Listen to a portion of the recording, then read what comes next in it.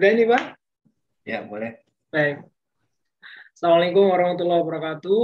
Eh, Teman-teman, malam ini, ya ini malam hari memang, saya sedang berkesempatan mendapat nikmat bertemu dengan Bapak Denny Irawan, ayah dari Kak Safa, juga Kak Neva.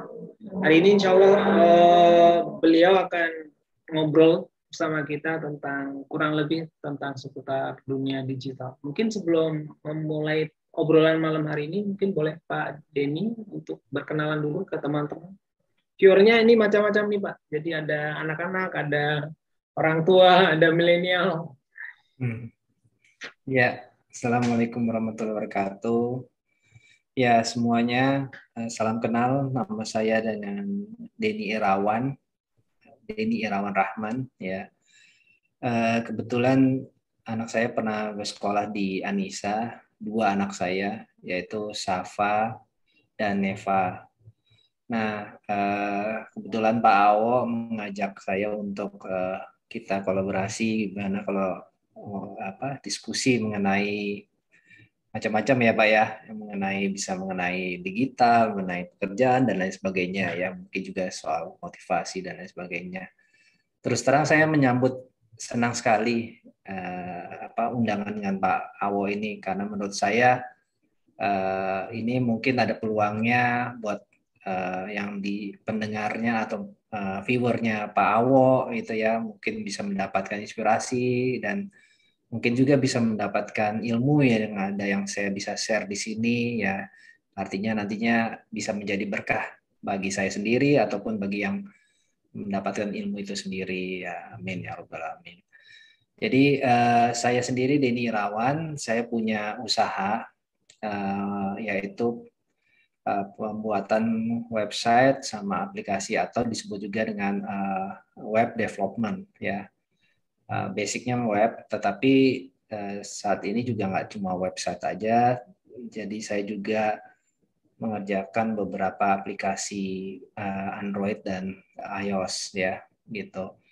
Nah perusahaan saya ini bergerak di sejak tahun 2005, tetapi resminya sudah dari tahun 2012 ya udah jadi resmi jadi PT-nya. Jadi memang cukup lama proses dari antara saya membangun perusahaan ini sendiri sampai akhirnya menjadi sebuah PT.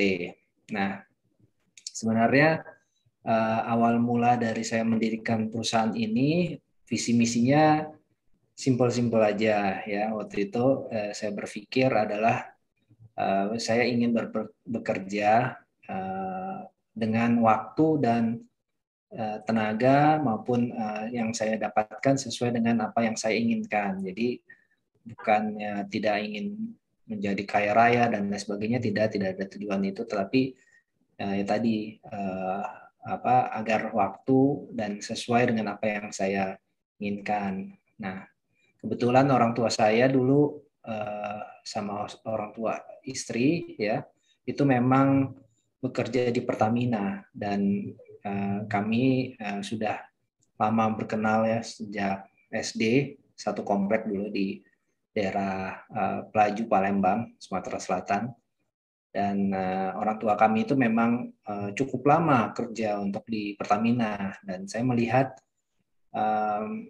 saya mungkin tidak mengikuti dengan seperti garisnya mereka gitu, tetapi justru saya agak sedikit berbeda dengan mereka dan mereka sempat kaget waktu ketika saya memutuskan keluar dari perusahaan. Saya waktu itu terakhir saya bekerja di Bisnis Indonesia, yaitu perusahaan media yang ada di Jakarta ya, itu eh, tahun 2010 terakhir saya resign dari sana 2010. Nah, waktu itu memang tadi kalau saya bilang saya mendirikan ini udah dari tahun 2005. Nah, tadinya 2005 itu ibaratnya itu saya mulai coba-coba dulu gitu ya. Dengan modal yang pas-pasan, modal cuma dari gaji saya waktu itu saya split ya. Saya split untuk bisa menggaji karyawan. Jadi gaji saya yang saya ambil sedikit saya jadiin karyawan.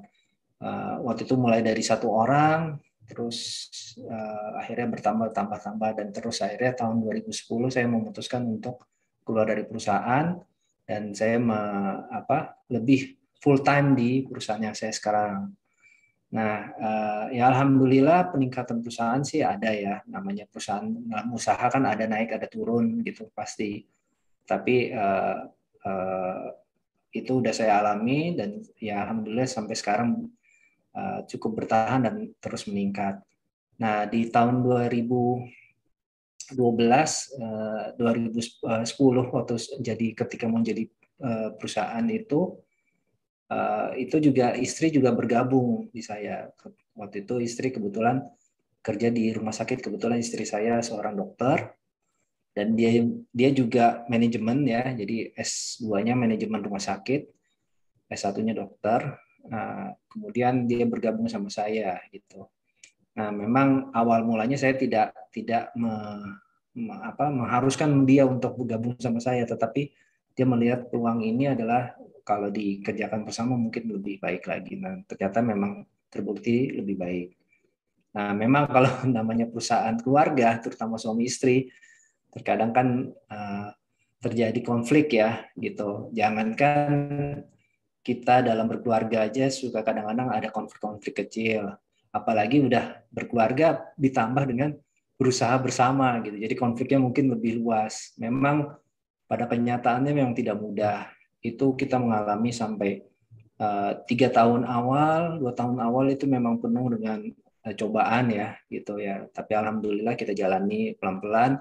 Akhirnya kita memahami antara kedua antara ego sama antara bagaimana kita mengerti dia posisinya di mana atau kita posisinya di mana. Ketika kita emosi juga kita harus melihat apa sih tujuan kita gitu, apa sih yang kita inginkan. Akhirnya ujung-ujungnya sekarang udah ibaratnya seperti Manchester United ya, kayak pemain bola, oper kiri ada yang tahan, oper kanan ada yang tahu, jadi tanpa harus kita kasih tahu, teriak-teriak ini bolanya mau dioper dan bolanya di ini, tapi ya, ibaratnya seperti itu ya pemain bola ya gitu, jadi udah paham atas posisi masing-masing, ini tugasnya si ini tugasnya siapa kayak gitu, jadi tidak saling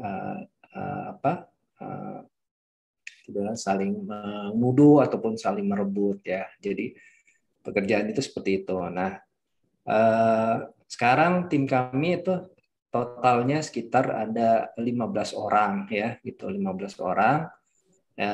Alhamdulillah sekarang kami juga banyak pekerjaan dari kementerian ya, gitu ada kementerian seperti Kementerian Kesehatan, kemudian Kementerian Pekerjaan Umum, kemudian juga kita juga ada seperti dari Kementerian Perikanan atau pajak juga pernah ada gitu ya, OJK juga pernah, jadi ada banyak kalau pemerintahan. Nah, untuk swasta juga perusahaan swasta kita banyak juga mengerjakan seperti dari First Media, kita sampai saat ini masih menjadi First Media, menjadi salah satu vendor dari First Media, kemudian ada juga dari Sinar Maslen ya, kemudian ada juga dari Kota Baru Parayangan gitu. Jadi ada beberapa properti juga. Ada PP Property juga pernah jadi klien kita. Jadi ya syukur alhamdulillah karena pekerjaan kami ini adalah pekerjaan digital, which is tidak ada blok-blok ya.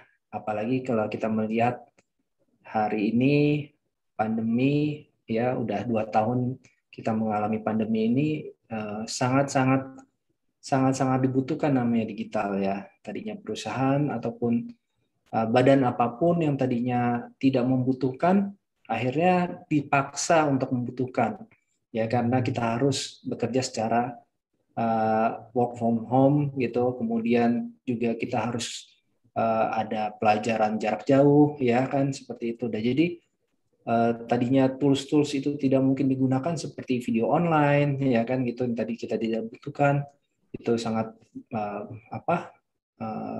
banyak juga yang gatek lah ibaratnya seperti itu. Tetapi sekarang terpaksa kita semua harus menjalani itu.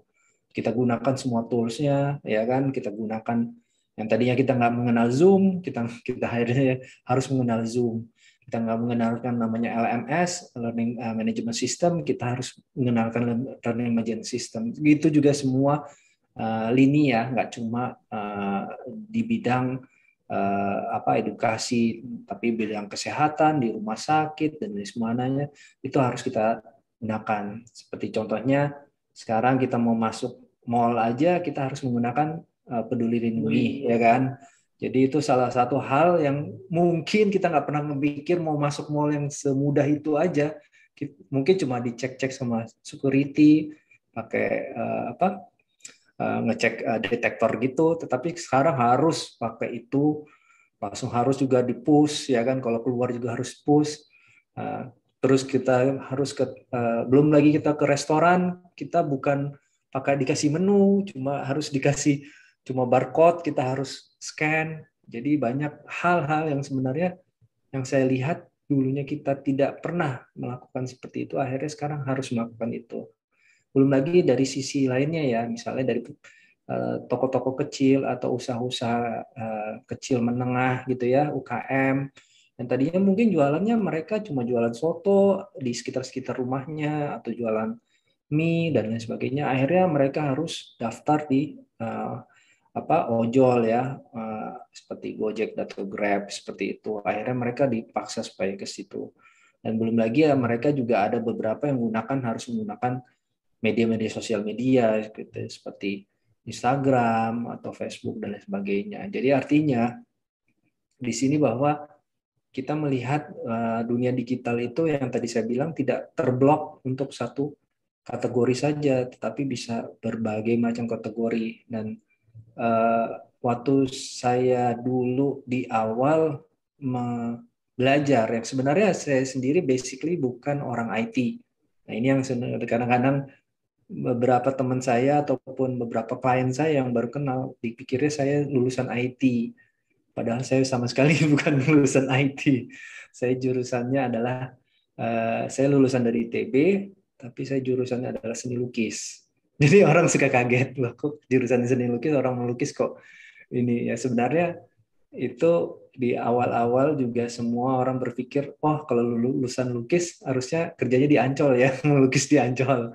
Oh enggak, ternyata enggak. Sebenarnya apapun pekerjaan kita, ya apapun yang pekerjaan kita, apapun yang kita pernah sekolah atau kuliah, apapun ya, asal kita rajin dan kita terus melakukan itu berulang-ulang, itu akan menjadi satu pekerjaan profesional yang mungkin kita tidak sadari nantinya di belakang itu yang menghasilkan kehidupan buat kita sendiri gitu. Jadi saya bilang waktu saya mau lulus seni lukis, saya jurusan seni lukis, saya nggak tahu saya mau kerja di mana karena seni lukis nggak ada kerjaannya cuma bisa kerja sendiri bikin lukis, kan orang berpikir seperti itu. Dan banyak kan orang malah berpikir, oh kalau seni lukis itu cuma ya udah ngelukis wajah, ngelukis itu ya kan gitu. Karena zaman dulu belum ada Instagram, belum ada Facebook yang bisa kita habis melukis bisa share di sosial media, belum ada sama sekali. Jadi kita dulu melukis, kalau udah melukis kita harus bisa buat proposal untuk masuk ke galeri. Kalau kita nggak bisa masuk ke galeri, kita nggak akan pernah jadi pelukis. Atau kita cuma jadi pelukis yang tarafnya mungkin ya itu tadi saya bilang mungkin kayak pelukis jalanan ya gitu. Istilahnya bukan pelukis yang levelnya kayak Avandi atau pelukis yang besar ya gitu ya. Bukan seperti itu. Jadi salah satunya ada dua cara untuk jadi pelukis yang profesional. Adalah satu, kita masuk ke galeri.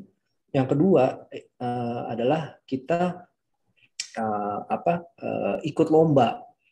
Nah, dua hal itu bagi saya itu tidak mungkin karena saya bukan orang yang melukisnya juga ya mungkin melukisnya bagus atau apa ya gitu dari sisi melukis, dan saya juga bukan orang yang ikut lomba pas untuk melukis bisa menang gitu. Jadi nah mungkin teman-teman saya yang pelukis memang mereka jiwanya sangat melukis dan mereka bisa untuk menghasilkan itu. Nah, itulah sebenarnya awal mulanya waktu saya mau lulus, saya berpikir langkah apa yang sebenarnya saya harus lakuin. Nah, kebanyakan sekarang seperti mungkin tadi kata Pak Ao ada di sini, mungkin ada yang milenium ya Pak ya gitu ya, mungkin atau anak-anak masih sekolah gitu, pasti berpikir ketika kita sekolah udah bertahun-tahun sekolah, tiba-tiba kita mau lulus. Nah, di satu titik ketika kita mau lulus, kita baru berpikir kita mau apa melangkah ke depan. Nah, itu yang kadang-kadang anak-anak sekarang mungkin bingung. Kayak misalnya dia mau ngambil kuliahnya apa gitu ya. Mungkin anak masih SMA berpikir, kalau masih SMP nggak mungkin lah, pasti berpikirnya masuk SMA. Itu gampang ya kan. Tapi kalau SMA, habis itu dia mau kuliahnya apa? Apa yang kita harus lakuin? Nah, sebenarnya begini, kita melihat dulu ujungnya, ya kan? Melihat dulu ujungnya, apa yang kita inginkan, kita nanti bekerja seperti apa gitu. Ya, tetapi itu ujungnya belum tentu di perjalanan. Kalau kita ujungnya mau seperti apa, di perjalanan belum berarti kita wah, kayak tadi saya bilang, saya pinginnya bikin perusahaannya seperti yang sekarang. Tapi waktu itu kan belum ada perusahaan perusahaan digital, bikin website tahun 90. Website itu nggak ada sama sekali, maksudnya ada, tapi orang nggak begitu mengenal dan apa fungsinya ya, gitu-gitu ya kan. Internet cuma banyak kan email-emailan aja gitu. Jadi belum berfungsi sebagai website yang apa yang kita inginkan saat ini ya, tahun 20 tahun yang lalu gitu. Jadi nah, waktu itu juga sama. Terus terang saya tidak bisa berpikir kayak orang bisa berpikir masa depan, wah nanti 20 tahun lagi website itu akan besar, akan ini ya kan. Enggak, saya bukan orang yang tipikalnya mungkin kayak pendirinya Apple atau pendirinya Microsoft gitu. Bukan saya bukan orang tipikal yang seperti itu. Mungkin saya punya bermimpi seperti itu, tapi tidak sejauh mereka gitu ya. Artinya yang saya pikirkan adalah tadi ini adalah satu jenis kategori baru yang mungkin luas dan masih luas sekali. Dan mungkin orang yang bermain di sini waktu itu mungkin masih sedikit sekali. Orang yang belajar waktu itu mungkin sedikit karena waktu itu juga buku nggak ada. Bukunya, contohnya sebagai contoh satu, buku Adobe Photoshop yang mungkin kita kenal sekarang, yang di Gramedia banyak, yang di YouTube banyak. Dulu cuma ada 2 buku di Gramedia. Yang satu bukunya translatean dari bahasa Inggris, which is yang waktu itu bahasa Inggrisnya nggak bagus, jadi kita baca juga nggak ngerti. Ya, ibaratnya kita bikin baca buku itu sama belajar di Help, mendingan kita belajar di Help karena kita lebih ngerti bahasa Inggrisnya lebih jelas. Kalau ini di buku udah ditranslate-nya benar-benar ditranslate, misalnya contoh tools diganti translate jadi perkakas.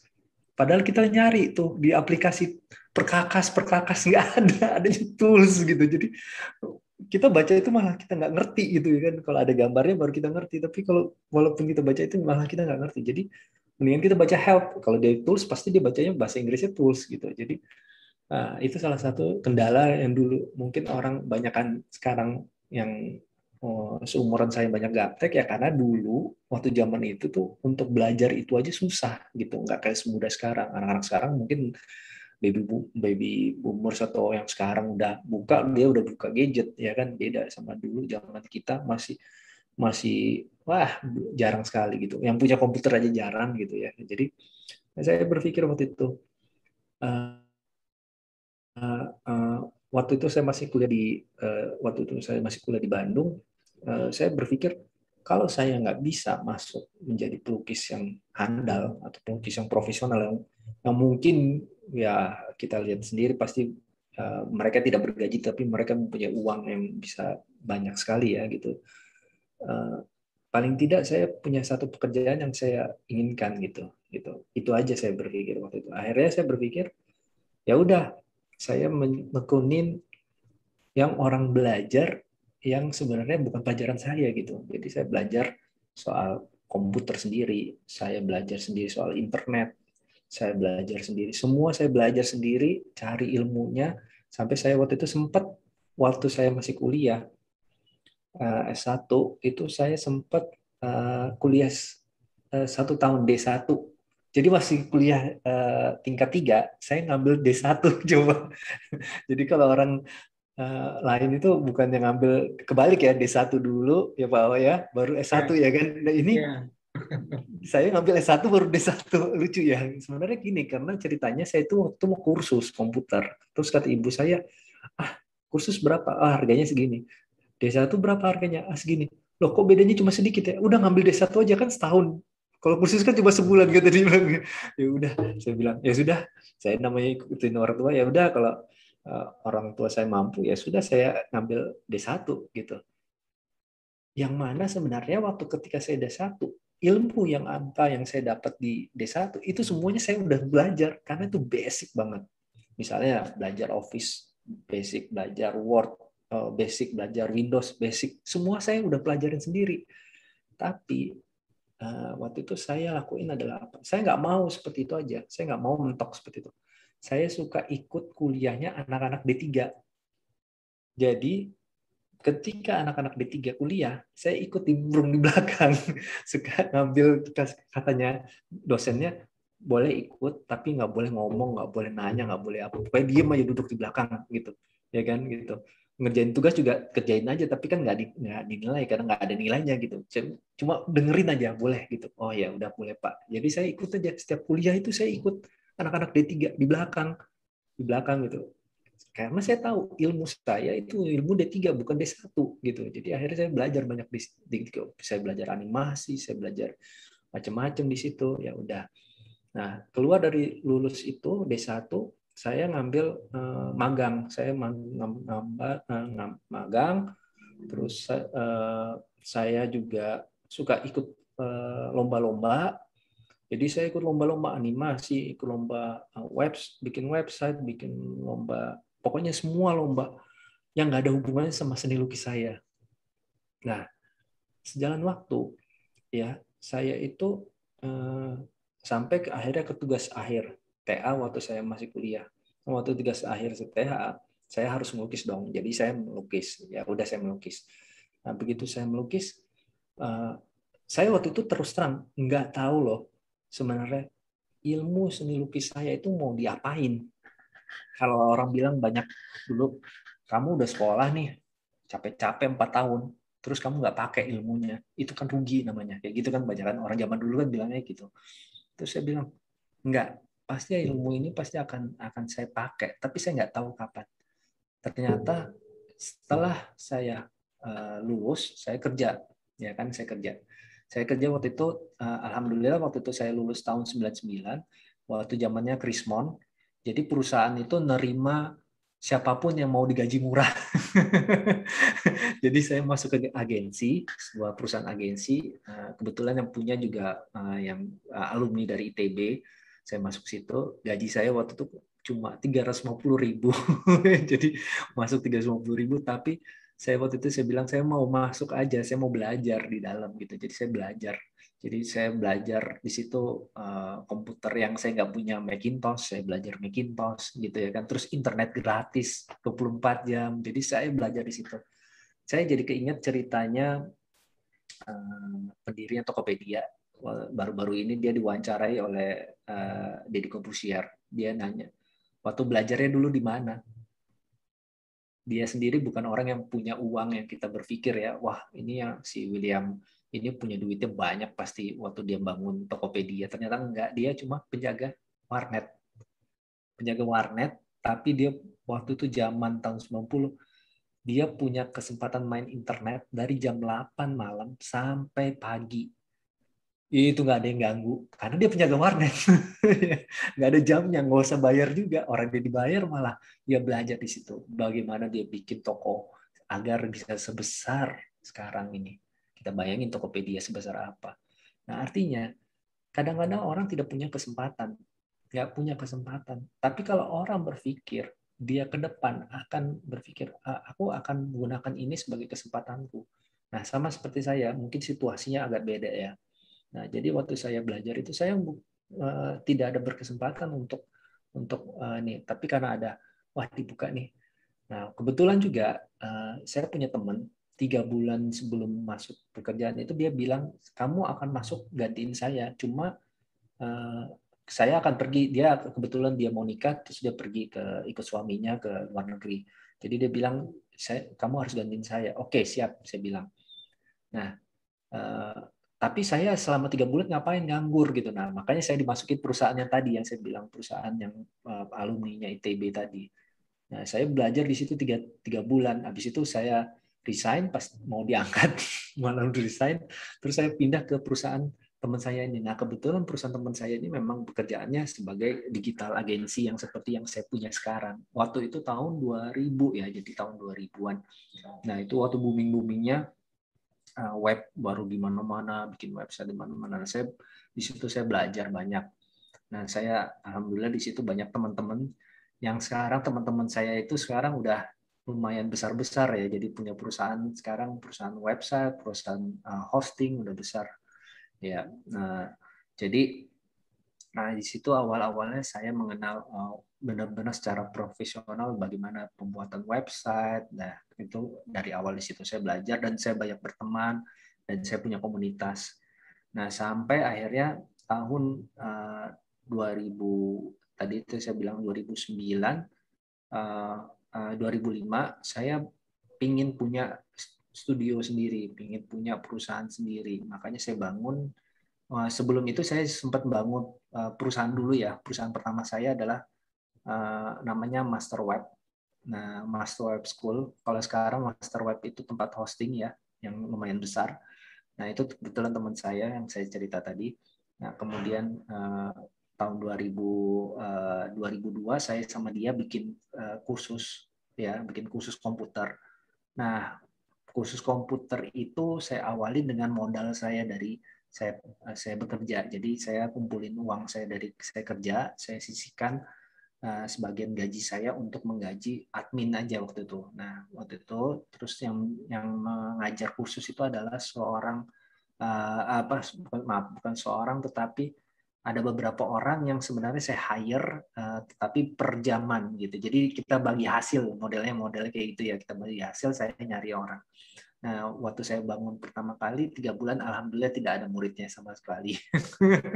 Jadi selama 3 bulan nggak ada murid sama sekali. Tapi ketika saya mau tutup, tiba-tiba teman saya yang tadi yang namanya Diar tadi dia menawarkan yang dari Master Web untuk bangun sama-sama dengan nama brandnya dia. Ternyata dengan nama brand itu saya baru melihat ternyata brand itu sangat penting banget dalam waktu usaha. Jadi waktu usaha kita jangan pernah melemahkan namanya brand. Perusahaan kita mau sekecil apapun, tapi kalau brand kita itu gede, itu nggak akan pernah orang nggak akan. Apalagi kalau dunia digital. Mungkin teman-teman di sini mungkin atau yang viewer di sini mungkin melihat perusahaan saya kecil, ya, tapi secara brand digital saya cukup sangat besar dikenal orang. Nah, jadi saya bangun itu terus reputasi dari brand digital saya yang saya pegang tadi. Ya, jadi nama Dewan Studio sendiri itu saya pegang terus dari awal saya itu sampai sekarang. Nah, jadi kalau saya waktu itu masih ada pekerjaan, saya awalin dengan pekerjaan freelance. Nah, kalau ada pekerjaan freelance, saya biasanya dengan namanya saya Dewan Studio, Dewan Studio. Makanya saya bilang Dewan Studio. Jadi mereka akhirnya mengenal. Walaupun waktu itu sebenarnya Dewan Studio saya sendiri, nggak ada karyawannya. Sampai tahun 2005 baru saya mengangkat seorang karyawan. Nah, karyawan saya itu kebetulan juga dari tadi guru yang bekas dia pengajar saya. Nah, memang yang usaha saya itu cukup sampai tahun 2004 tutup, kemudian tahun 2005 makanya saya usaha. Nah, saya usaha sambil saya bekerja. Jadi saya tidak langsung bikin usaha dengan modal. Biasanya kalau orang bilang kalau mau usaha itu kita langsung modalnya 3 bulan ke depan bla bla. Enggak, sebenarnya enggak ya, secara teori boleh lah gitu ya. Tapi secara pengalaman saya sebenarnya tergantung masing-masing sih sebenarnya. Kapan kita mau bekerja, kapan kita mau ini, kapan kita tahu kekuatan kita, itu sebenarnya kita sendiri yang tahu gitu. Jadi dan kita bisa merasakan sebenarnya. Nah, kalau ditanyakan klien itu seperti apa, sebenarnya begini, hukumnya bekerja itu saya pernah dijelaskan oleh teman saya yang kemudian dia bilang gini, ketika saya bekerja itu seperti orang membagi nasi dalam satu piring. Ketika satu piring kita makan nih, kan biasa kita makan satu piring ya, satu piring kita makan. cukup dong nasi dengan satu piring, iya. Nah, ketika nasi itu kita tambah, kita mau menambah nasi itu jadi 2 nasi atau 2 piring, kan perut kita juga nggak muat ya, gitu. Kita makan 2 piring, apalagi 3 piring, apalagi 4 piring, apalagi satu loyang gitu ya. Kita mau makan kayak nasi kebuli satu loyang gitu, nggak mungkin kita. Nah, jadi kita berpikir gini, ketika kita keinginan kita kenyangnya dengan makan satu piring udah cukup, kita ingin punya 2 piring, ya kan? Nah, kita harus berpikir piring kedua bukan buat kita, tapi buat orang lain. Kita mau nambah lagi piring 3 boleh. Kita artinya ada piring lagi yang harus kita tambah buat orang lain lagi. Ya, artinya piring itu mau dimakan dia sama berkeluarga ya terserah aja. Tapi kita berpikir selalu seperti itu. Jadi jangan pernah berpikir ketika kita mau usaha, kita mau gedein piringnya aja, kita mau makan semuanya, karena nggak mungkin perut kita cuma sanggup satu piring tadi, nggak mungkin satu loyang itu kita dikasihkan, itu kita akan termuntah-muntah sendiri kan makanan terlalu banyak. Jadi mendingan kita ingin membesarkan piring kita adalah kita membagi-bagi dengan orang lain. Nah, itu teman saya mengatakan kayak gitu. Dan waktu itu dengan usahanya sukses. Nah, saya berpikir benar juga sih sebenarnya ketika kita mau ingin dapat proyek yang gede, ya kita harus berpikir proyek itu bukan cuma buat kita. Jangan pernah berpikir proyek itu buat kita doang, gitu. Tapi berpikir bagaimana kita untuk memberikan orang lain. Salah satunya ya staff kita, karyawan kita. Nah, itu kita bagaimana caranya mensupport mereka gitu. Nah, jadi akhirnya lama-kelamaan saya mengerti. Sebenarnya dari tahun 2005 sampai 2009 itu saya masih bekerja di sebuah perusahaan yang tadi saya bilang di bisnis Indonesia. Tapi tiba-tiba saya keluar. Kenapa? Karena saya mulai berani membagi piring itu. Tadinya saya itu takut ketika saya keluar, saya tidak bisa membagi piring. Akhirnya saya sendiri hancur dan punya ini. Tetapi ternyata ketika tahun 2009 itu saya diberikan eh, satu kejadian yang ternyata itu ketakutan saya itu terjadi.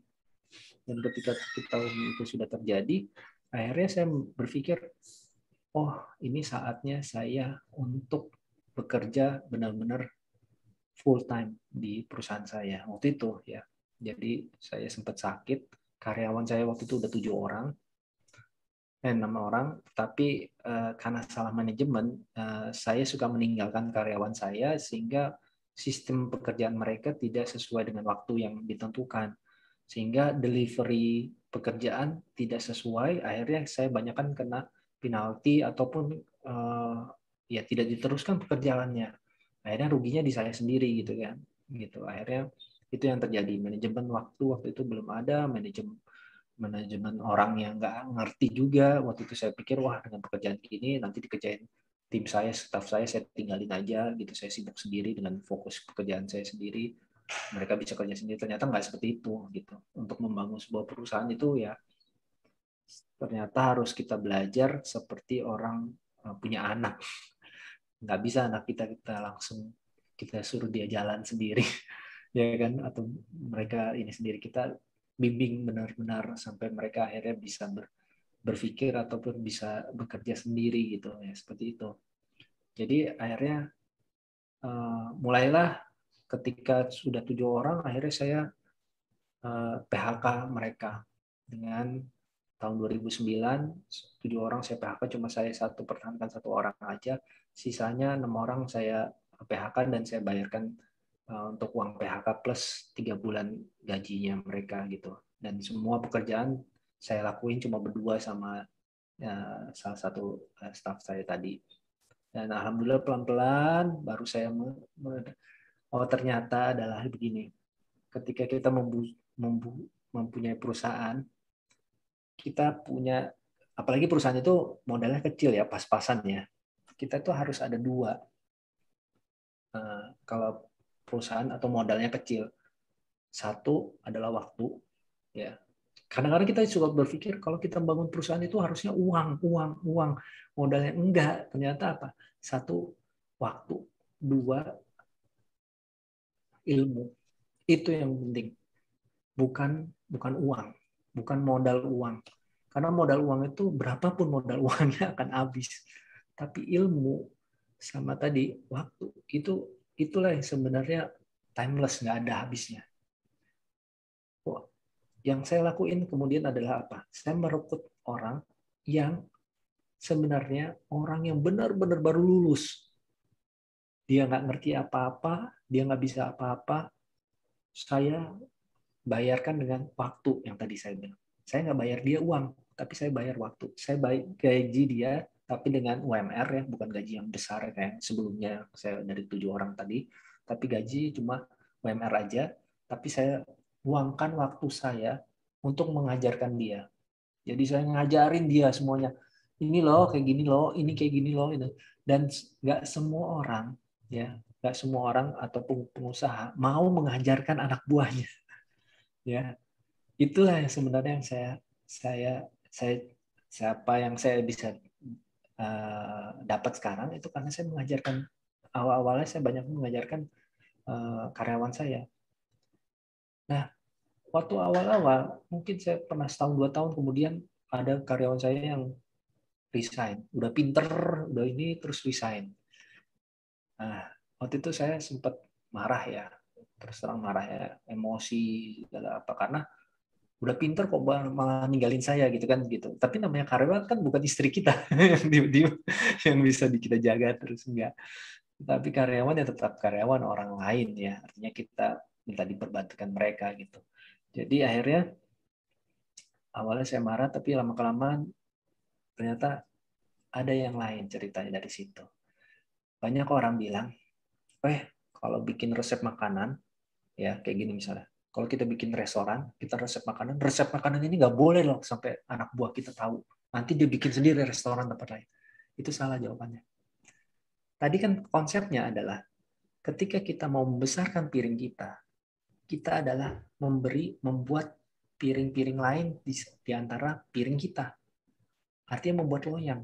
Nah, kalau piring-piring lain itu bisa membuat piring lagi yang lain, ya artinya bisa membuat anak buah yang lain, secara nggak langsung efek domino dia dapat berkah dari sana itu akan mendapatkan berkah buat kita juga.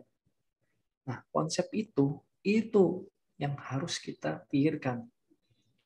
Dulu saya nggak ngerti konsep itu. Ternyata pas saya pikirkan benar. Ketika saya memberikan, saya nggak bisa ngasih uang itu habis. Mungkin saya kasih gaji mereka misalnya berapapun gaji, namanya gaji itu nggak pasti habis. Mau berapapun kita, karena manusia kadang-kadang kalau dikasih gajinya segini, hidupnya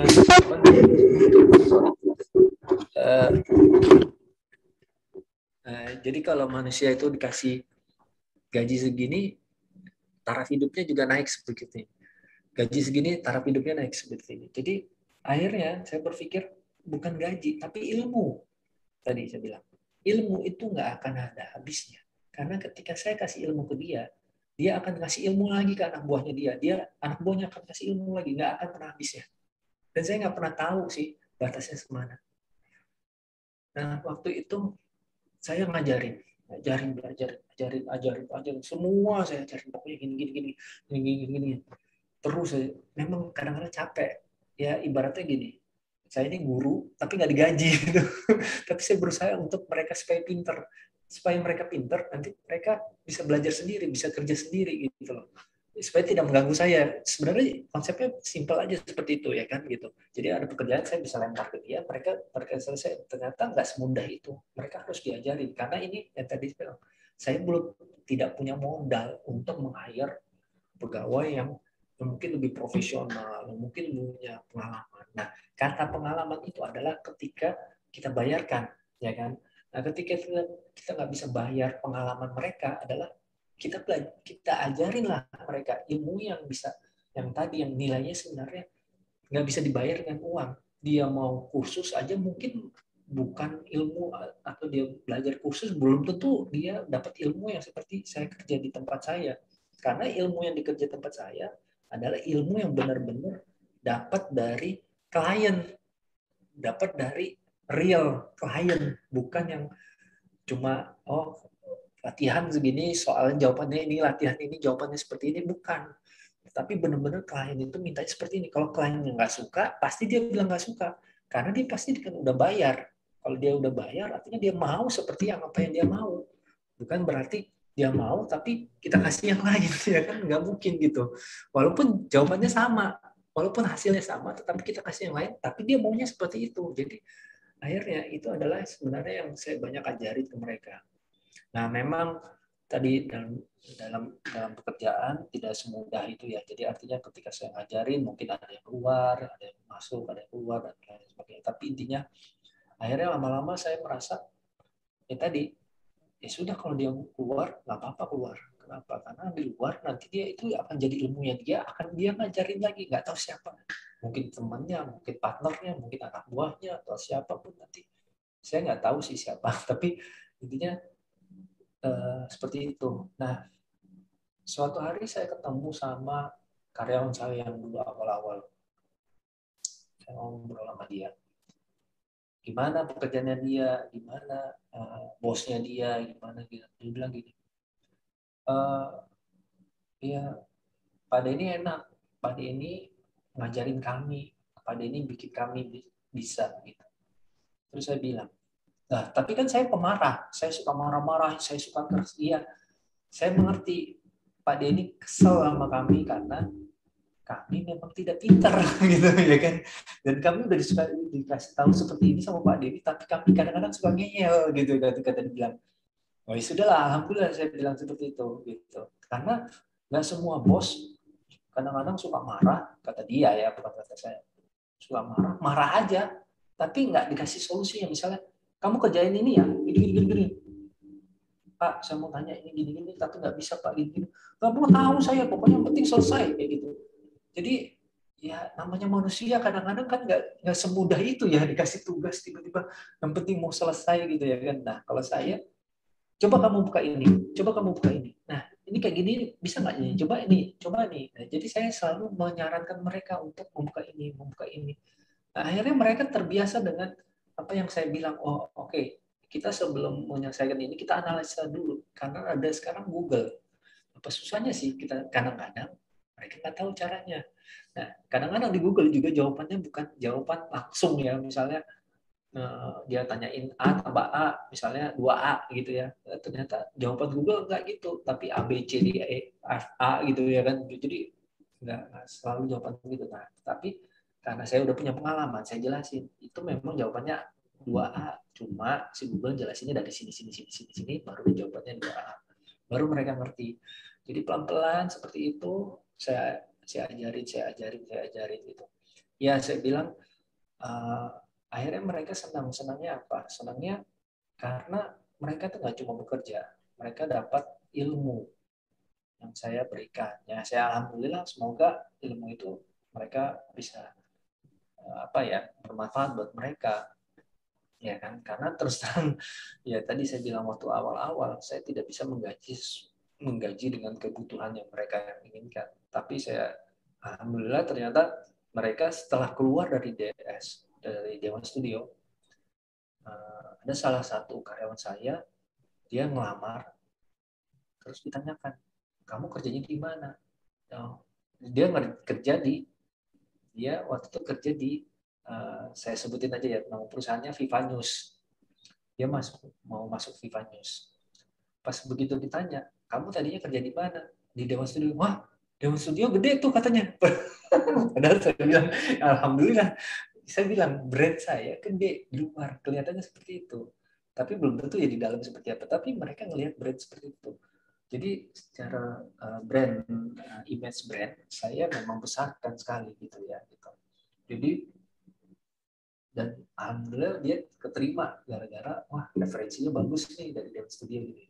Dan dia buktiin sendiri, ketika dia bekerja, itu dia dapat satu proyek, yang waktu itu kalau nggak salah proyeknya itu bosnya sendiri yang bilang dia mau bikin kayak gini-gini. Nah dia sengaja bosnya itu waktu itu kasih kayak kuis. Jadi dikasihnya waktu itu ada, karena di Viva News itu ada desainernya itu kalau nggak salah waktu itu ada 3 orang ya, kasihnya semua. Dan dipilihnya ternyata dia udah kerjanya bagus, rapi, cepet, dan sesuai dengan kebutuhan bosnya. Nah, semenjak itu dia langsung jadi project manager tuh waktu itu, diangkat sama bosnya. Nah, dia sangat senang ya waktu itu. Dia cerita sama saya. Dan saya bilang, kok bisa seperti itu? Ya itu tadi saya bilang. Dia bilang itu karena pelajaran Pak Denny tadi. Pelajaran Pak Denny itu harus gini, seperti ini, kerja itu seperti ini, efisiennya seperti gini. Kalau kamu ngelangkahnya seperti ini bisa sih, cuma ini akan lama. Kamu mendingan yang pakai gini. Nah itu yang saya lakuin ya, sebatas itu aja gitu. Mungkin saya nggak, mungkin ilmunya mungkin jauh lebih pintar dia ya dalam ngoding atau apa. Mungkin dia lebih kekinian lah gitu. Kalau saya kan enggak, cuma lagi-lagi IT itu sebenarnya bukan cara kita ngoding atau apa, tapi sebenarnya logika. Gimana kita mengerjain sesuatu itu dengan logika. Nah, ini sebenarnya bersangkutan dengan cerita saya tadi sebelumnya, Pak O. Saya mengatakan, apa gunanya saya kuliah di seni rupa? Nah, seni rupa itu adalah kuliah yang sama sekali tidak menggunakan logika, kata-kata orang ya, menggunakan perasaan. Itu salah. Kalau menggunakan perasaan, nggak ada kuliahnya. Apalagi di ITB, ngapain ITB capek-capek bikin kuliah namanya seni lukis, kemudian lulusannya S1 untuk jadi seniman. Ternyata enggak, bukan itu. ITB membangun sebuah sekolah untuk berpikir bahwa seni, teknologi itu bisa digabungkan, dan nanti ke depan akan ada penggabungan antara seni dan teknologi. Terbukti sekarang kita lihat apps, terbukti dari web, semua itu adalah gabungan antara seni sama teknologi. Nggak mungkin kalau kita ngerjain, kita pakai nih apps ya, atau pakai apa aplikasi, terus tombolnya nggak enak, pencetannya susah, nulisnya ribet, mau pakai WA mesti pencet sana. Misalnya gini ya, WA mau send, kita klik dulu, kita ketik send, kita kirim atau kayak telegram zaman dulu, kita titik ribet kan gitu ya kan, kebayang kan. Makanya ada yang namanya desainnya, tampilannya seperti apa, tombolnya di bawah, tombolnya di samping, tombolnya di atas, dan lain sebagainya. Itu supaya namanya, kalau di konsep di web itu namanya UI atau disebut dengan user interface. Nah, kebiasaan orang mencet, pakai tangan. Nah, orang Amerika, orang Eropa dia biasa pakai tangan kiri, ya tombolnya sebelah kiri. Orang Indonesia tombolnya sebelah kanan. Megang handphone orang Indonesia banyak kan sebelah kanan, bukan sebelah kiri. Kalau orang luar negeri kebanyakan pakai tangan kiri mencetnya. Jadi beda. Itu aja udah beda. Itu namanya user experience atau disingkat UX. Jadi ada yang namanya UI sama UX, UI sama UX ya. Itu yang sekarang banyak orang desainer itu desainer grafis, dulunya disebutnya web designer kan, disebutnya UI dan UX designer. Nah, karena UI sama UX designer itu nggak cuma website doang, tapi aplikasi juga, software juga, ya dan lain sebagainya. Nah, itu yang sebenarnya tadi saya bilang. Ternyata seni itu tadi yang saya belajar dari sana, logikanya tadi itu harus masuk. Ketika kita membuat sesuatu, waktu saya belajar di seni adalah ketika kita membuat seni, kita harus menjelaskan seni itu. Jadi kita nggak bisa bilang, wah warna merah itu bagus karena berani, gitu. Nggak bisa. Kita harus jelasin kenapa merah itu, kenapa biru itu, kenapa harus bulat, kenapa harus gini. Suatu hari, saya lagi ngelukis. Ya, ukuran lukisan saya gede. 2 kali 1 meter. Bayang dong, kayak pintu ya. Oh ya. Tiba-tiba udah mau selesai tuh lukisannya. Dosen saya datang lewat belakang saya. Dia cuma melihat saya, terus dia bilang gini, sampai colek badan saya. Kamu tahu nggak bedanya pelukis sama tukang cat? Saya bilang, Pak, kelamaan nih Pak ya. Oh, nggak apa-apa nih, saya ngobrol lagi. Nggak apa-apa. Apa-apa ya, tambah dikit aja Pak. Memang kalau udah di switch, suruh ngomong nggak bisa berhenti nih Pak. Oke, saya cerita dikit aja Pak. Terus saya ditanya, kamu tahu nggak bedanya pelukis sama tukang cat? Saya waktu itu ya namanya baru kuliah, namanya orang baru kuliah, nggak ngerti ya, bengong aja. Apa sih ini, orang gue lagi asik-asik melukis, tiba-tiba dosen cuma nanya pertanyaan yang anak TK lah, beda lukis sama, ya gampang lah Pak, namanya tukang cat, namanya pelukis ya pelukis, ngelukis gitu loh Pak, apa bedanya ya tukang cat ngecat. Cuma itu jawaban saya. Kamu dasar, dibilang gitu aja. Terus dia bilang gini, sampai kamu tahu nggak jawabannya kalau tukang cat habis ngecat, habis itu makannya banyak langsung apa aja, saya nggak ngerti maksudnya apa, ya kan. Akhirnya saya bingung waktu itu jawabannya apa. Setelah lama saya baru ngerti. Tahu jawabannya apa? Apa bedanya pelukis sama tukang cat? Tahu nggak Pak? Kalau pelukis, kalau tukang cat, ya tugasnya adalah disuruh. Hai, tukang cat, kamu ngecat tembok ya, warnanya merah. Tiba-tiba dia ngecat yang warna kuning, siapa yang marah? Nyuruh kan? Oh, tiba-tiba kamu warnanya kuning. Tadi saya nyuruhnya cat, terus kamu belang-belang segala. Oh ya Pak, ini warnanya karena begini-gini. Gak perlu kamu menjelasin warnanya. Saya pinginnya warna catnya warna merah. Benar nggak Pak? Jadinya tukang cat, nggak usah pakai mikir. Apa yang kamu kerjain aja. Nggak usah mikir. Nah, kalau pelukis beda. Kalau pelukis, ketika kita melukis, kenapa kamu melukis itu? Ya karena perasaan saya begini, karena ini menurut saya begini, karena itu ini. Oh iya, bagus ya lukisannya ya, ini gini. Coba kamu melukis ini. Belum tentu saya mau melukis itu. Kenapa? Karena saya perasaannya begini, gini. Benar kan? Jadi pelukis itu harus berpikir pakai otak, pakai perasaan. Kalau tukang cat nggak perlu pakai perasaan sama pakai otak. Dia cukup mengerjakan. Begitu suruh ngecat dinding, harus rata. Udah, itu aja. Goalnya udah itu aja. Jadi tidak perlu sampai dia pakai perasaannya dia. Menurut saya Pak, perasaan saya itu cat itu harus begini. Nggak perlu, tukang cat nggak perlu seperti itu. Nah, itu yang sebenarnya artinya ketika kita mau ngerjain sesuatu, kalau kita membuat karya, kita menggunakan perasaan sama menggunakan otak. Bukan cuma kayak tadi, ketika kita disuruh sama pimpinan misalnya, hai kamu kerjain ini. Kita misalnya, oh kamu ketik ini, oh, udah kita selesai Pak, ketikan.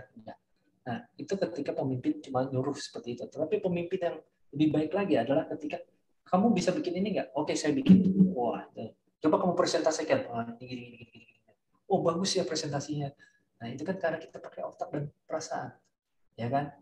PowerPoint akan jadinya hitam putih doang kalau misalnya kita cuma pakai, ya udah kita kerjain aja. Tapi PowerPoint akan lebih berwarna dan lebih berarti. Bahkan PowerPoint bisa artinya bisa miliaran gara-gara ada yang dipresentasikan, ada isinya di situ. Jadi saya bilang, disitulah sebenarnya konteks ketika kita membuat sesuatu digital, kita harus berpikir tidak hanya dari sisi ada orang, saya mau bikin website, saya mau bikin apps, ya udah saya bikin apps cuma gini-gini aja. Enggak kan, enggak. Kita kan harus masukkan di situ ada karakter, ada gimana orang lebih enak yang menchatnya, gimana orang flow-nya dari mana, misalnya habis, makanya Tokopedia itu banyak dibeli orang, atau Shopee banyak dibeli orang, kenapa? Habis buying ke sini, habis ini ke sini, itu kan nggak mudah Pak. Kalau kita belajar, kita dulu nggak ngerti, sampai sekarang bisa bikin kayak Tokopedia sekarang, mungkin sekarang wah udah gampang ada Tokopedia-nya, atau Gojek gitu ya. Kan dulu kita nggak berpikir, gimana orang nge-push tiba-tiba tukang Gojeknya datang, terus kita keluar, kita nggak berusaha bayar, itu udah di sini sistem, dan itu kan nggak ngerti ya Pak ya gitu. Itu kan harus pakai logika. Nah itulah yang sebenarnya saya pelajarin dulu waktu di seni lukis. Dengan semua pelajaran yang saya dapat, saya nggak cuma belajar teknik untuk melukis menggunakan warna merah, menggunakan warna-warna, layoutnya gimana, enggak. Justru saya melukis gimana saya membuat sebuah karya yang saya bisa presentasikan, yang saya bisa menjelaskan ke orang banyak. Nah, disitulah sebenarnya konsep yang kita punya, akhirnya konsep tersebut akhirnya jadi sebuah nilai. Yang nilainya akhirnya menjadi sebuah hal yang bisa dilihat orang jadi hal baru. Dan itulah nilainya akhirnya kenapa saya membangun perusahaan ini bisa, ya alhamdulillah bisa beberapa dapat klien, karena saya melakukan hal yang sama dengan seperti itu.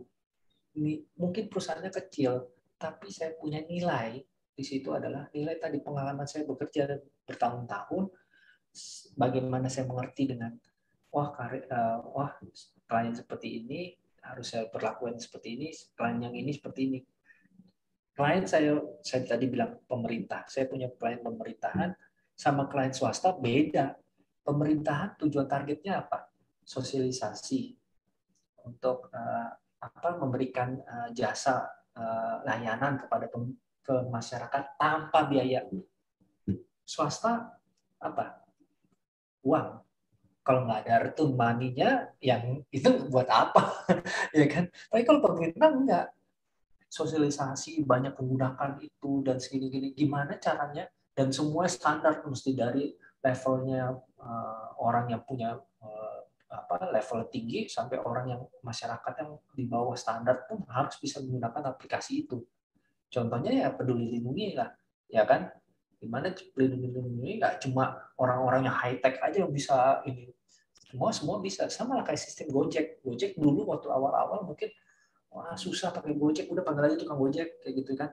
Tiba-tiba lama-lama kok ada diskon-diskonnya enak ya. Kesannya cuma 10.000, yang ini cuma segini, ini kok jadi mudah ya. Ah sudahlah, kita coba install Gojek lah. Lama-lama mudah juga ya ternyata. Nah itu kan sebenarnya konteksnya adalah tadi logika yang bisa kita dapat dari tampilan UI dan kebiasaan orang, yaitu UX, experience. Experience orang akan terbangun dari sebuah kebiasaan yang kemudian jadi budaya. Nah, kebiasaan yang jadi budaya akhirnya menjadi sebuah yang dilakukan dalam sebuah tools, akhirnya itulah toolsnya jadi berharga, bervalue, bernilai. Makanya Gojek, makanya Grab, makanya Tokopedia, Shopee, dan sebagainya itu punya nilai tinggi. Bukan barang yang mungkin kalau kita lihat 10 tahun atau 20 tahun mundur ke belakang, itu bukan barang ya biasa aja lah, itu mainan anak-anak lah kayak gitu ya, kayak games-gamean lah kayak gitu. Sekarang bukan sesuatu yang nilainya murah gitu ya kan. Jadi artinya disinilah sebenarnya mungkin ada adik-adik atau apa, ketika kita masih muda, ketika kita masih banyak waktu ya bermain dan sebagainya, cobalah berpikir untuk membuat sesuatu, nantinya akan bermimpi lah ibaratnya gitu ya. Saya dulu bermimpi punya studio ini. Sebenarnya waktu awalnya saya punya studio pengennya radio, radio studio kan. Tapi bukannya studio seperti sekarang digital, tapi radio studio yang dimana sebenarnya media juga. Tapi lama-lama akhirnya jadi seperti ini. Tapi saya waktu itu bermimpi seperti itu gitu. Punya sesuatu perusahaan. Nah, saya bermimpi ini dari kelas 3 SMP. Ya, waktu 3 SMP saya berpikir saya punya perusahaan yang bisa akhirnya bisa berguna untuk orang banyak, nggak cuma buat diri saya sendiri, tapi yang tadi ternyata bisa membuatkan berkah orang banyak. Ya sekarang alhamdulillah kalau misalnya dari anak-anaknya Pak Awo nih sering juga setiap tahun berkunjung ke perusahaan kami, ya itu sangat senang sekali kita sambut, karena artinya di sini mereka bisa mendengar langsung atau bisa mendapatkan pelajaran. Mungkin bagi mereka mungkin ya secara lewat aja gitu ya, mungkin kedengar masuk sini atau keluar sini mungkin ya menurut saya. Tapi saya rasa semua pelajaran itu nggak ada yang rugi selama kita belajar itu adalah baik. Jadi selama kita belajar, ya tadi saya bilang, saya ingat dosen saya ngomong tadi itu kayak orang menghina tadinya, menghina tukang, emang saya tukang cat apa kayak gitu kan. Kalau saya terima waktu tadi, wah si bapak ini malah kasih taunya, emang saya tukang cat apa, emang lukisan saya kayak cat apa, saya udah mulai capek-capek terus saya dibilang tukang cat, itu kan menghina ya. Tapi saya berpikir itu bukan menghina, tapi itu ilmu. Cuma ya namanya orang, apalagi seniman, bahasanya kan bahasa puitis ya, jadi tidak langsung gembira. Oh kamu salah, bikinnya begini, bukan gini, kamu mestinya jangan kayak gini, tukang cat, gini. Kan nggak seperti itu ya gitu. Itu agar mereka bisa mengerti bahwa someday kita mengerti apa yang sebenarnya mereka ini. Dan saya rasa juga kenapa dia menggunakan bahasa tukang cat sama pelukis itu karena itu mungkin di otak saya sekarang mungkin jadi keinget. Mungkin kalau dia pakai bahasa biasa-biasa aja, sampai sekarang saya mungkin nggak ingat gitu. Tapi dengan keunikan bahasa yang dia ucapkan waktu itu, akhirnya jadi reminded banget ke saya gitu. Itu aja sih Pak Awa. Mungkin panjangan sudah disuruh ngomong aja nggak bisa stop. Saya sepertinya salah masuk ruangan nih Pak Denny. Saya pikir saya masuk ke kafe mau ngobrol, ternyata saya masuk ruang kuliah filsafat bisnis sama. Enggak lah Pak, ini cuma ngobrol-ngobrol. Ya. Ini mungkin saya juga meringkas pertanyaan saja, karena saya yakin dengan satu pertanyaan jawabannya bisa 2 jam atau 3 jam. Pertama mungkin sifatnya teoretis, Pak Denny. Yang kedua mungkin sifatnya praktis. Tapi mungkin sebelum ke 2 pertanyaan saya, mungkin saya boleh berbagi cerita dulu. Mungkin bisa jadi ini ada kesamaan juga dengan yang dialami oleh Bapak Denny, bahwa ketika kita terus-menerus memikirkan apa yang kita inginkan, maka satu-satu bisa jadi kenyataan begitu ya. Saya dunia digital dalam hal ini waktu itu ya kurang lebih tahun 2000-an atau mungkin 99, website terutama bagi saya itu seperti sebuah impian yang mungkin hanya bisa melihat, memandang, tapi saya tidak pernah membayangkan saya akan punya website seperti itu. Jadi waktu itu hanya sebatas impian, dan pasti akan sebuah kebahagiaan kalau saya benar-benar punya website gitu waktu itu. Sampai kemudian mungkin kalau Pak Denny familiar dengan program Microsoft Publisher ya, itu saya membuat semacam menu-menu kecil, saya desain sendiri di situ Pak Denny. Jadi nama website saya apa, kemudian logonya seperti apa, kemudian saya tampilkan menu-menunya seperti apa sampai berurutan ke bawah begitu. Itu kurang lebih ya sekitar 15-20 tahun lalu, dan alhamdulillah 10 tahun ini yang semula desainnya ada di publisher sekarang berpindah ke website yang ya mungkin maksud saya saat kita benar-benar terus-menerus memikirkan apa yang kita inginkan, itu akhirnya jadi kenyataan. Dan alhamdulillah itu pun juga setelah mulai proses belajar secara otodidak. Tadi kalau Pak Denny singgung, kita nggak ngebayangin kalau kita sekarang ngirim WA pakai model Telegram di masa lalu. Saya juga pernah mengalami waktu itu ketika mendesain website itu saya masih pakai aplikasi, bahasa pemrograman Pak Denny. Jadi masih yang menggunakan perintah-perintah begitu. Setelah saya cukup mengetahui, saya bilang cukup mengetahui, tidak cukup mahir, tiba-tiba keluar buku yang lebih mudah, benar-benar antara kesal, antara tapi ya itulah mungkin sesuatu yang memang kita pelajaran penting di sini adalah ketika kita terus yakin dengan kemauan kita, passion kita, itu benar-benar akan jadi kenyataan. Kemudian ini kan tadi kalau kita isi topik kuliah malam ini kan sebenarnya sudah ketepatan 300 km ya, sudah. Bisa mencoba untuk kita masuk pit stop dulu. Mungkin topiknya agak sedikit sederhana. Ini kan viewernya cukup beragam. Jadi untuk pertanyaan pertama yang sifatnya teoritis, bagaimana Pak Denny menjelaskan ke teman-teman dalam hal ini memahami kata digital itu sebenarnya seperti apa. Jangan sampai mungkin nanti kita jadinya seperti cerita beberapa orang yang tunanetra kemudian memegang seekor gajah. Mungkin Pak Denny pernah dengar cerita itu. Ada yang memegang ekornya, jadi tanya, oh gajah itu seperti ini. Ada yang memegang kakinya, oh gajah itu seperti ini. Jadi mungkin jangan sampai mungkin teman-teman di sini memahami digital itu Facebook, digital itu Instagram, digital itu. Jadi mungkin pemahamannya terpisah-pisah begitu. Jadi ini kesempatan bagus mungkin buat Pak Denny. Digital itu apa sih? Dan mungkin kalau dianalogikan seperti tubuh ya, ada kepala, ada badan, ada kaki, seperti apa sebenarnya digital versi Pak Denny. Itu yang pertama. Kemudian yang kedua, mengingat karakter terutama milenial sekarang, mereka suka yang praktis, maka pasti menunggu ini know-how-nya gimana nih? Ada tips-tips yang bisa kita lakukan nggak? Jadi pasti mereka nunggu konten ini. Kira-kira ada saran dari Pak Denny bagaimana cara, apakah itu mungkin nanti merintis sebuah brand awareness atau mungkin bagaimana kita bekerja sama dengan sebuah apa namanya digital agency, atau mungkin hal yang mungkin menurut Pak Denny perlu mungkin sifatnya tips praktis ya, terutama untuk apakah untuk business owner atau mungkin malah mereka yang ingin mau masuk kuliah di tadi seni lukis atau mungkin perguruan tinggi seperti itu. Dua pertanyaan itu mungkin Pak Denny sekaligus penutup sesi kuliah malam ini. Kuliah subuh ya Pak ya, sampai subuh. Oke, yang pertama saya jawab ya, untuk digital ya. Sebenarnya begini, digital itu adalah sebuah alat komunikasi ya, yang mungkin kita bisa bayangkan seperti kita mengkedipkan mata, kalau saya bilang. Jadi digital itu adalah sebuah alat komunikasi, jadi bukan bukan Facebook, bukan Instagram, bukan YouTube ya, alat komunikasi. Nah, alat komunikasi ini sebenarnya saya bilang tadi seperti mengejapkan mata, karena apa? Beda dengan alat komunikasi lainnya ya. Nah, ambil katalah kita sekarang telepon aja. Telepon aja itu kita nggak mungkin kan nelpon orang sekejap mata langsung dia ngangkat telepon. Nggak mungkin.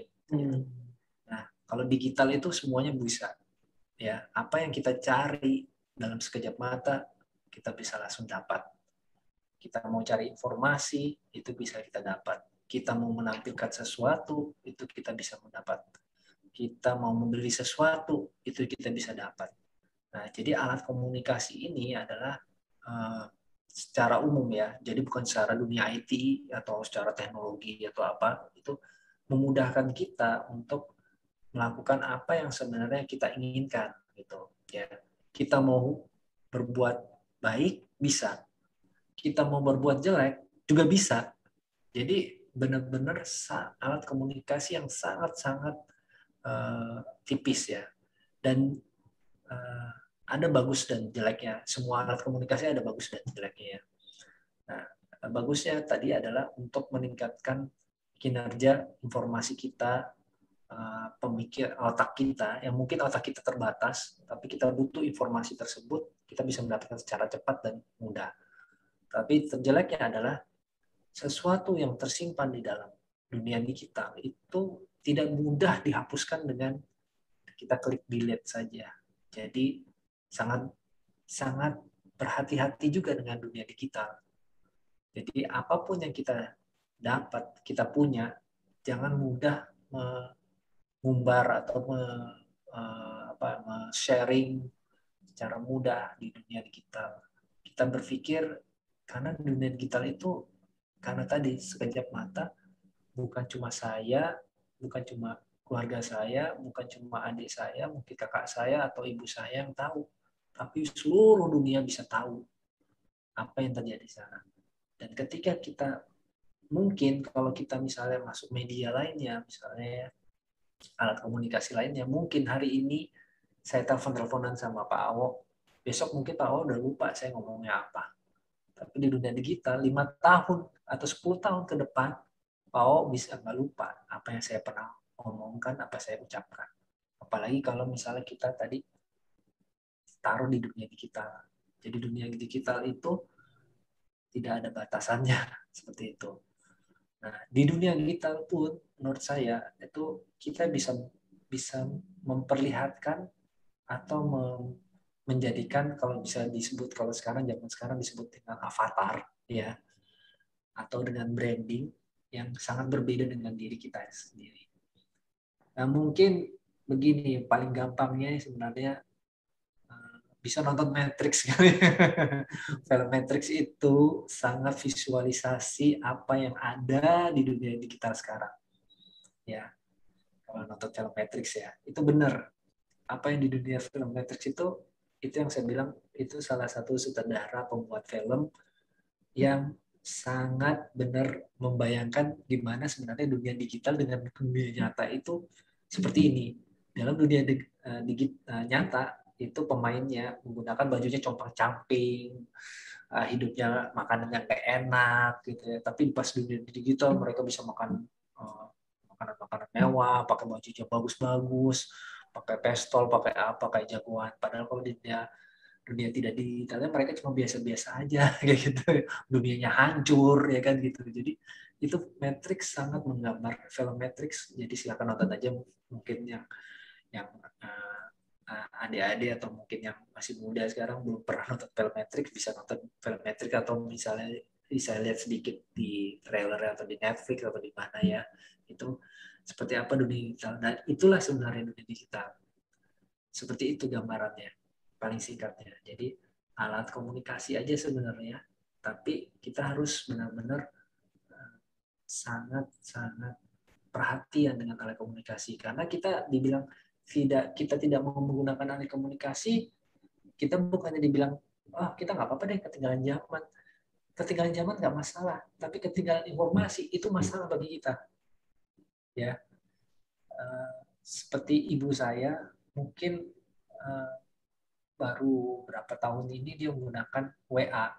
Tadinya dia punya telepon, cuma telepon aja sama SMS.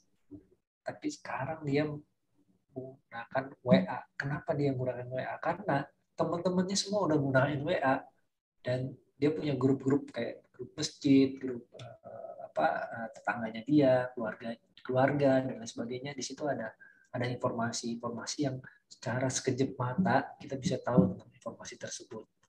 Ya kan, siapa yang sakit, siapa yang meninggal, siapa yang lagi hajatan, siapa lagi dan lain sebagainya. Jadi gunakanlah dunia digital itu secara berhati-hati, kalau saya bilang. Itu yang saran saya. Jadi jangan mudah kita share, karena apa yang kita share itu bisa 5 tahun, 10 tahun belum tentu bisa hapus. Mungkin bagi kita udah pernah hapus, tapi orang lain mungkin masih save. Mungkin bagi orang lain itu udah di-delete, mungkin kita udah delete, tapi mungkin Google masih nge-save data kita tersebut. Ya, jadi jangan salah, Google itu punya server yang tidak ada limitnya, nggak ada batasnya. Dan dia selalu nge-save apa yang ada data. Jadi apa yang udah masuk ke dalam Google, ya, itu belum tentu bisa dihilang dalam waktu 5 tahun, 10 tahun. Belum tentu ya, saya bilang. Datanya mungkin ada. Sampai sekarang aja saya pernah waktu itu ditelepon sama teman saya pernah bikin satu website. Kesalahan saya waktu itu pernah bikin website alumni. Saya masukin alamat dan nomor telepon di situ. Dan website itu website terbuka, tanpa login, tanpa password. Dan ternyata ada salah satu teman saya di telepon terus, di istilahnya itu diteror lewat telepon, ditawarin kartu kredit dan sebagainya, ya kan gitu. Karena dia dapat informasi dari website itu. Kebayang dong. Cuma website yang saya pernah kerjain itu tahun 2000. Tiba-tiba saya ditelepon teman saya waktu itu tahun 2015. Dia bilang, saya diancam sama orang, saya ini, rumah saya disantronin orang karena gara-gara website itu. Yang tahun 2000 saya aja sendiri udah lupa pernah bikin website itu. Padahal tujuan website itu waktu itu saya cuma bikin untuk alumni aja. Tapi karena saya waktu itu keterbatasan dengan kemampuan saya untuk bikin security, ya terbukalah banyak orang yang baca. Dan saya langsung delete website itu. Jadi kan saya bilang, digital itu sangat hati-hati.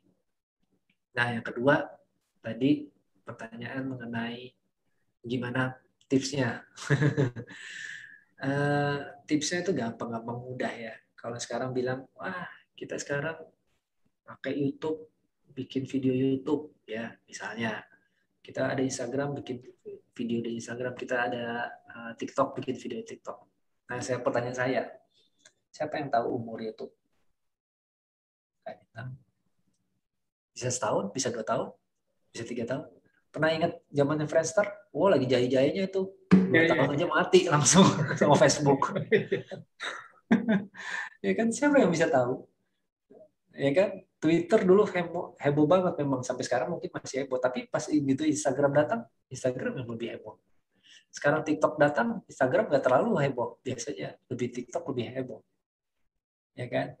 Jadi dunia digital itu, saya bilang, kayak orang kedip mata. Hari ini dia famous, besok belum tentu famous. Hari ini dia naik ratingnya, belum tentu rating. Sekarang saya tanya, Atta Halilintar sama Deddy Corbuzier siapa yang paling tinggi sekarang? Deddy Corbuzier. Atta Halilintar nggak ada apa-apanya dibandingin Deddy Corbuzier. Ya kan? Kita nggak tahu siapa gantinya Deddy Corbuzier. Nggak tahu. Bisa orang artis, bisa juga bukan. Bisa politikus, ya kan? Bisa juga bukan. Bisa kita juga atau Pak O juga mungkin. Nggak tahu. Itu namanya demand. Ya kan? Bisa aja sekarang zamannya artis yang jadi bikin podcast. Tapi lama orang bosen. Artis kan mah cuma misalnya dibilangnya settingan lah istilahnya gitu. Udah cari orang-orang yang benar-benar belajar yang benar. Karena anak-anak yang sekarang mungkin pembelajaran. Dia belajar ngikutin si A, si B, si C. Lama-lama dia belum tentu dia ikutin si A, si B, si C. Karena ada video si D. Si D lebih baru, lebih crash, lebih ini. Dia belajar lagi si D. Jadi dunia digital itu benar-benar kayak sekejap mata. Nah, tipsnya adalah gini. Ketika kita ingin membuat sebuah konten atau membuat apapun, kita pikirkan efek domino dari apa yang kita inginkan. Ya, gitu. Carilah sesuatu yang akan berguna nantinya ke depan.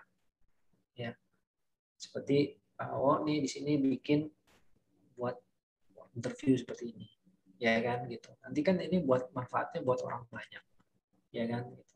Nah, itu yang saya bilang. Saya bikin video soal belajar gambar. Mungkin nggak ada yang nontonnya, sedikit yang nonton, viewernya cuma sedikit. Tapi saya yakin itu nanti yang nonton terus-terus. Karena yang namanya anak-anak, yang nonton terus, yang menggambar, belajar. Sekarang, waktu itu saya cerita sedikit sama Pak O soal Patinosidin. Sekarang kita mau cari Patinosidin di mana? Nggak ada.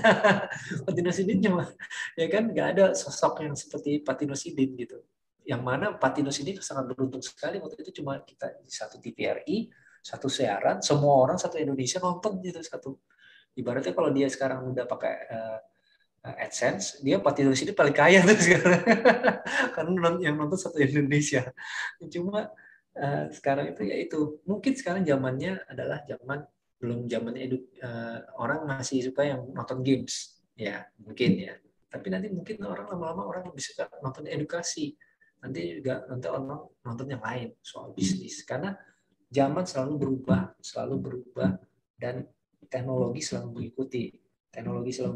Digital akan mengikuti, ya kan gitu. Jadi teknologi digital akan sangat maju sekali. Sekarang kita mungkin 2 dimensi lah ibaratnya. Saya masih bilang ini kita kayak kertas, nonton monitor masih kayak kertas. Mungkin nanti kita benar-benar kayak bertemu nih Pak, kayak hologram berdua kiri kanan, kita udah kayak orang salaman kayak gitu ya kan. Kita nggak tahu teknologi itu. Dia bilang itu kan di film, itu cuma mimpi, ya kan gitu.